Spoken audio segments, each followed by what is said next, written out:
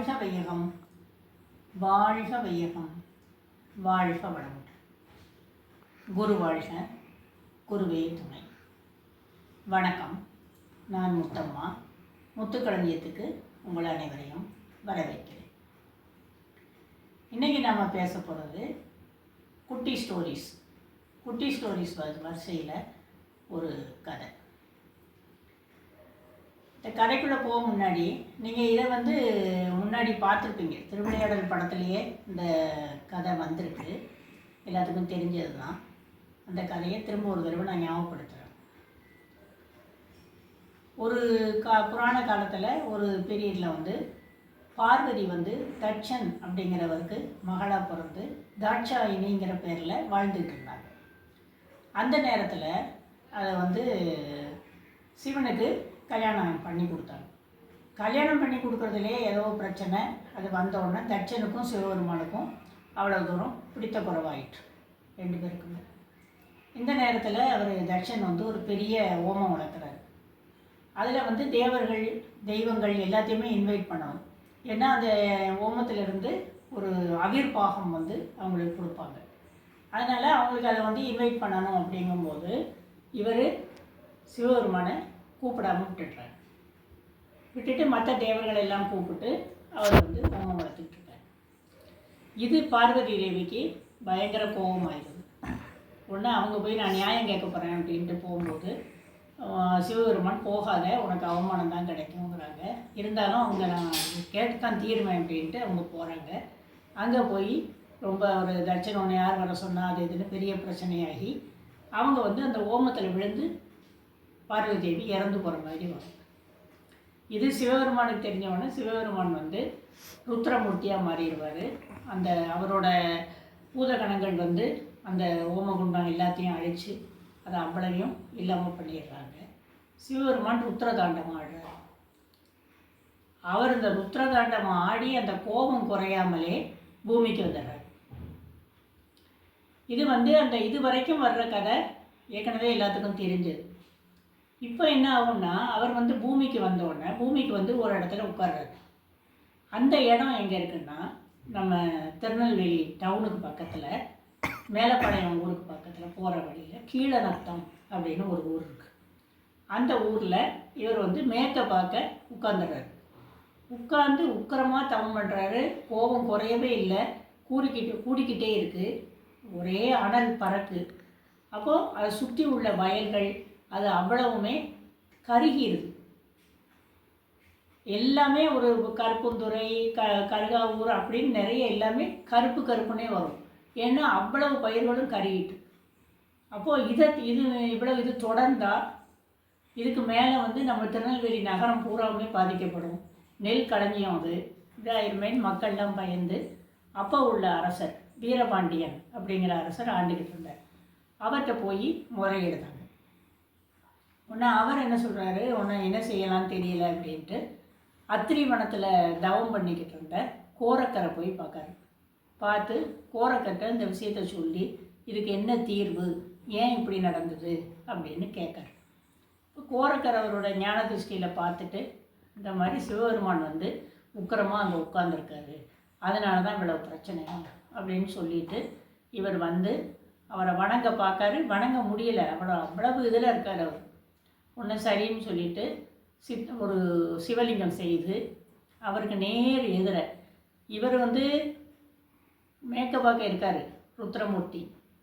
இவரை இன்னொரு சிவலிங்கத்தை கிழக்க பார்க்க அவருக்கு எதிர பிரதிஷ்டை பண்ண முயற்சி பண்ணுறாங்க. அந்த இடம் கருப்புந்துறைன்னு சொல்லுவாங்க. அந்த இடத்துல ஒரு இது பண்ணி சித்தர்கள் எல்லாரும் சேர்ந்து ஒரு சிவலிங்கத்தை பிரதிஷ்டை பண்ணி அதை வணங்கினாங்க. வணங்கினோடனே இந்த சிவன் புதுசாக பிரதிஷ்டை பண்ண சிவன் அவரோட ருத்ரமூர்த்தியோட கோபத்தை குறைக்கிறார். அப்படியே மெல்ல மெல்ல அவருடைய கோபம் குறைஞ்சி இயல்பு நிலைக்கு அந்த உக்கிரமூர்த்தி வாரார்.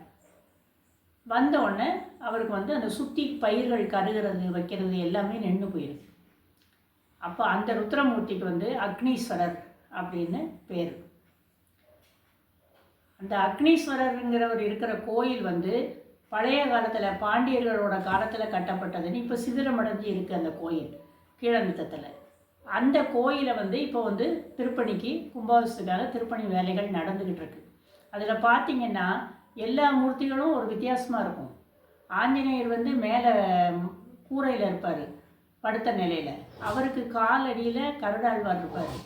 அப்புறம் மீன் சின்னம், பெரிய பெரிய மீன் சின்னம், அது வந்து கல்லில் வடிக்கப்பட்டு கூரையில் பதிக்கப்பட்டிருக்கு பாண்டியர்களோட ஆட்சிங்கிறது. இது ஆயிரக்கணக்கான ஆண்டுகளுக்கு முந்தின கோயில் அப்படின்னு சொல்கிறாங்க. அதை இதுக்கு நேர் எதிர வந்து பிரதிஷ்டை பண்ணியிருக்கிற இந்த கோரக்கர் பிரதிஷ்டை பண்ண மூர்த்திக்கு பேர் வந்து, அவர் வந்து எல்லாத்தையுமே பயிர்கள் எல்லாம் காப்பாற்றி அழிக்காமல் காப்பாற்றுறதுனால அவருக்கு பேர் அழியாபதி ஈஸ்வரன் அப்படின்னு அவருக்கு பேர் வைக்காங்க. அது கோரக்கர் பிரதிஷ்டை பண்ண லிங்கம், ரொம்ப அற்புதமான லிங்கம். அது அவங்களுக்கு அம்மன் வந்து சிவகாமி அம்மாள் அப்படிங்கிற பேரில் தனி கருவறையில் இருக்காங்க. சிவன் ஒரு இது விமானத்தோடு கூடினது, கருவறையில் அடுத்த கருவறையில் சிவகாமி அம்மாள். சிவகாமி அம்பாள் எப்படி இருக்காங்கன்னு பார்த்தீங்கன்னா, இப்படி ஒரு பக்தர்களை பார்க்க தலை சாட்சி, அதாவது அவங்க வந்து பக்தர்களோட குறைய செவி சாட்சி கேட்குறாங்க அப்படிங்கிற இதில் தலை சாட்சி நிற்பாங்க. நிற்கும்போது சிவலிங்கத்தை பார்க்க அவருடைய கண்கள் போகும். இது சிவனை பார்க்கறதுக்கு அவர் இவங்க இருக்காங்களா, சிவன் வந்து இவங்களை பார்க்க இருக்காங்களான்னு தெரியாத அளவுக்கு அற்புதமான அமைப்போடு அது இருக்குது. அது நல்ல வளைஞ்சி இடுப்பை வளைச்சி இந்த கல்லில் அவ்வளோ ஒரு வேலைப்பாடோடு அந்த அம்மன் சிலையை செஞ்சுருக்காங்க. இந்த பக்தர்கள் குறை தீர்க்கிற மாதிரி ஒரு போஸ்டில் இருக்கிறது வந்து ரொம்ப அற்புதமாக இருக்குது. அந்த கோயில்லையே கோரக்கரோட பாதங்களையும் வச்சுருக்காங்க. இது ஒரு பெரிய அளவில் கட்டப்பட்ட கோயில் பாண்டிய மன்னரால். ஆனால் அதுக்கு எதிர்த்தால ஒரு குளம் வேற இருந்திருக்கு. ஆனால் நாளடைவில் எல்லா இதுகளும் பழுதடைஞ்சு ஒரு சுற்று மட்டும் இருக்குது. இதில் வந்து சாஸ்தாவுக்கு ஒரு சந்நிதி வச்சுருக்காங்க, முருகர், பிள்ளையார், அப்புறம் ஒரு நாகங்களுக்கு ஒரு தனி ஒரு இது நவக்கிரகம் மாதிரி ஒரு நாகங்களுக்கு மட்டும் ஒரு இது வச்சுருக்காங்க. ஒரு அற்புதமாக இருக்குது. வேண்டி கேட்குறவங்களுக்கு வேண்டிய இதை கொடுக்குறாரு அப்படின்னு சொல்லி அழியாபதி ஈஸ்வரன் அப்படின்னு சொல்லி ரொம்ப பிரசித்தமாக அந்த கோயில் இருக்குது. அம்மனும் ஒரு கண்கோடி வேணும்னு தான் சொல்லணும், அவ்வளோ அற்புதமான அம்மன். இது இந்த அக்னீஸ்வரருக்கு பார்த்திங்கன்னா 5 முகம் இருக்குது, பஞ்சமுகம். சிவலிங்கமே வித்தியாசமாக இருக்குது. ஒரு பக்கம் பார்க்க திரும்பி இருக்குது, அதான் முதல் முகம். அடுத்தால 2 முகம்னு ஐயர் வந்து 5 முகத்தையும் காட்டி திவாரணை பண்ணின்னு காட்டுறது. சின்ன லிங்கம் அது. அழியாபதி ஈஸ்வரர் கொஞ்சம் பெரிய லிங்கமாக இருக்கார். அலங்காரம் நல்லா இருக்குது. அம்மனுக்கும் சாமிக்கும் ஒரே கலரில் தான் ட்ரெஸ் பண்ணுவாங்களாம். அந்த மாதிரியான ஒரு இதை அங்கே இது பண்ணிக்கிட்டு இருக்காங்க. அற்புதமான கோயில். அந்த ஸ்தல வரலாறும் நல்லா இருந்தது. நம்ம இந்த தட்சணை அழித்தது, சிவன் ருத்ரதாண்டவம் ஆனதெல்லாம் நமக்கு தெரியும். ஆனால் அவர் வந்து இங்கே தான் வந்து இருந்தார், திருநெல்வேலி பக்கத்தில் தான் வந்து இருந்திருக்காரு அப்படிங்கிறது நம்ம இப்போ தான் கேள்விப்படுறோம். அது ஒரு ஸ்தல வரலாறாக அவங்க சொல்கிறாங்க. அத்தி மரம் தான் அங்கே ஸ்தல விருட்சம் அப்படின்னு வச்சுருக்காங்க.